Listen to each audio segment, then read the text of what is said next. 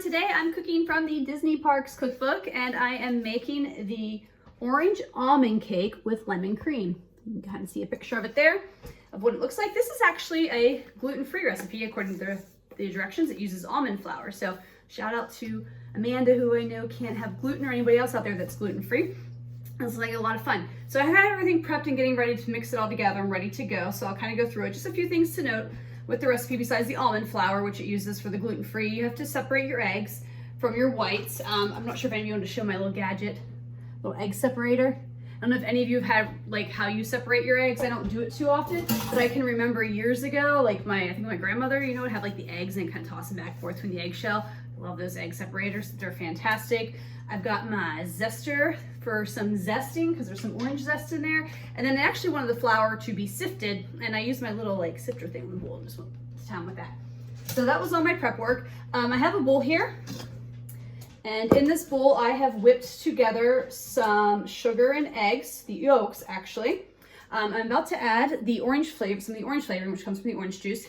Now for the orange juice, I actually took a whole orange and just juiced it with my juicer, because the recipe also wants orange zest. So I zested it and juiced it. I was just a little shy of the amount of orange juice it called for, and luckily I had some, so I just poured a little bit of other orange juice in there, because I really wanted that orange flavor to come through, so I didn't want it to be short. I mean, it probably would have worked because it was just like a fraction shy of how much the recipe called for. But again, I really want that orange flavor. All right, so I'm gonna put that in, and I need to beat this in with there.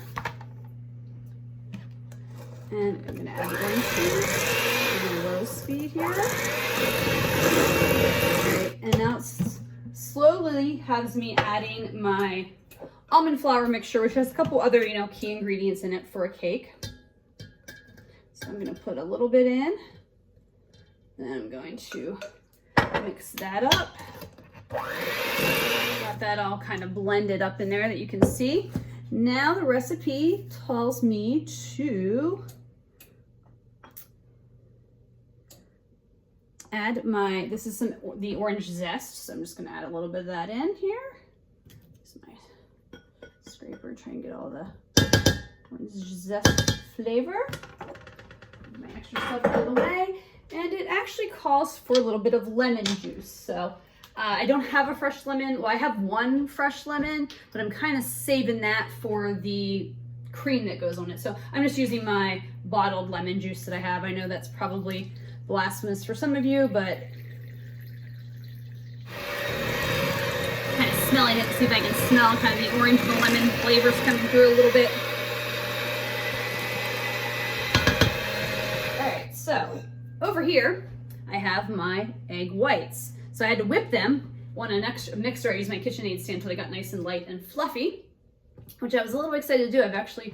Don't think I've ever actually done that. I've seen them do that on the cooking shows, like the egg whites with the cake, but I made it with cakes. I tend to be simple, kind of a box person, or, you know, there's been a few times where I've made ones with flowers and things like that, but usually they don't have as many steps involved as this.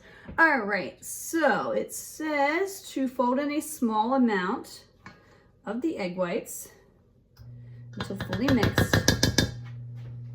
All right.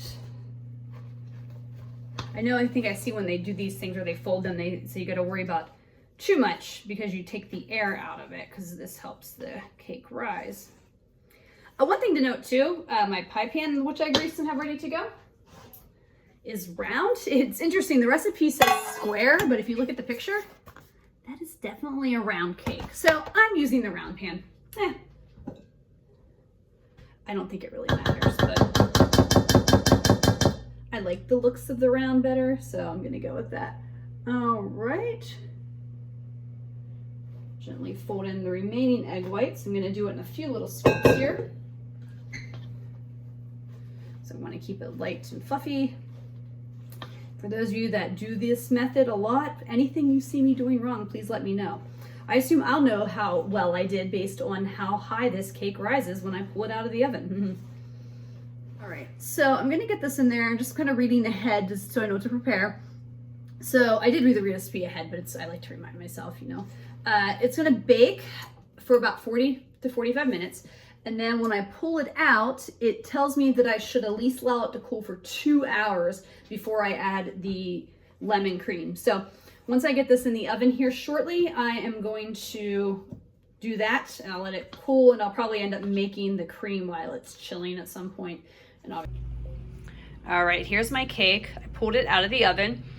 It did end up having to cook for a little bit longer than it originally called for, because when I kept putting the cake tester in the middle, it wasn't coming out clean. So I ended up baking it for about 15 minutes longer than what it called for. A little surprised by that, because I have a convection oven and usually my things cook a little lower. I can see it is starting to sink a little bit, but we're gonna let it chill.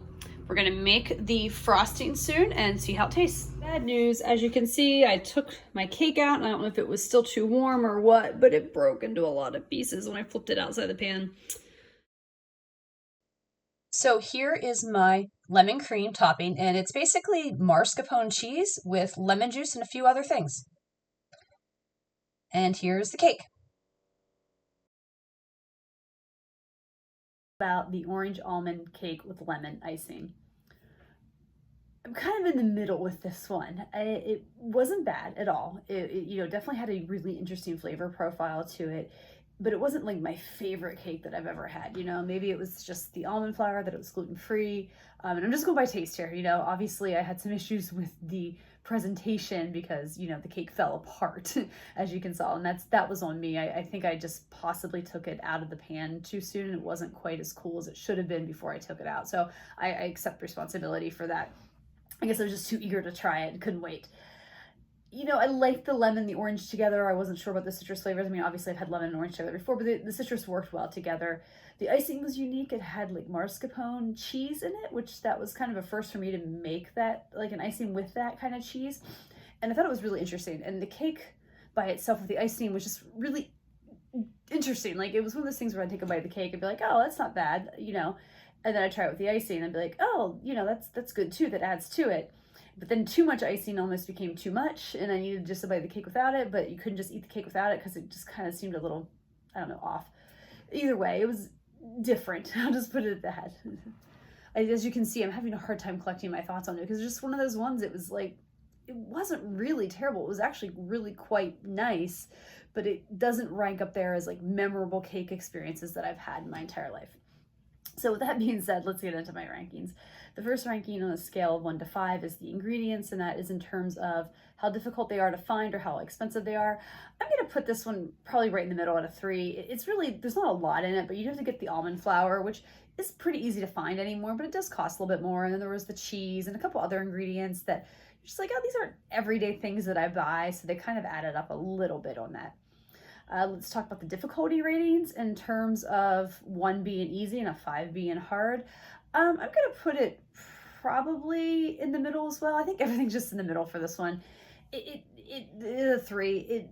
It wasn't difficult. It was just whipping things together. I mean, luckily I had that KitchenAid mixer so I could really whip my egg whites and stuff together and get that nice and light and fluffy. Took a little bit of time and stuff like that, but overall it wasn't super involving. It was kind of just, making a cake. So it's not bad, but it's not something that you can do quickly.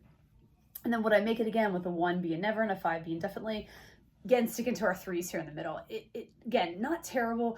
I appreciate the fact that it was gluten-free. I think for a gluten-free cake especially, there were some really interesting flavors there. So it's one of those things that, like, I don't know if I go on my way to make it just for myself, but I do have some people in my life who do have gluten issues or allergies and intolerances. So for those people, if they were getting together and I wanted to find something that may be different and fun for them to try, I could potentially see doing it for those people. But other than that, I don't know too often, but I'll never say never. It was unique enough that maybe someday I revisit it, but I'm not sure I'm sold on it.